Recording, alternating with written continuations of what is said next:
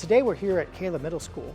So we have girls from Langham Creek that have taken computer science courses and information technology courses to come back and show the Kahla girls what they've learned, to give them demonstrations and inspire them to pursue a STEM career.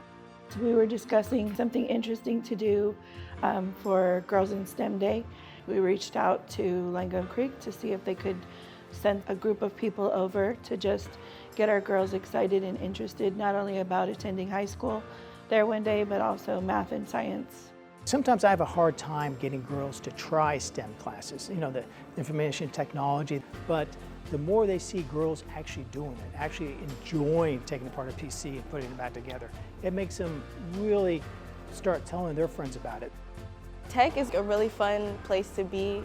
It's a place where you can learn new. I know a lot of people use AI every day. It's a place where you can learn to know more about it and do more. We have companies that help us out with job interviews, resume feedback. They have shots at internships after high school. Everyone that's gone through this program, that's gone all the way through to senior year with the student technician practicum, every single one of them has gotten a job right out of high school. I hope that girls see that how important STEM is from this and how manageable it is other girls are doing it.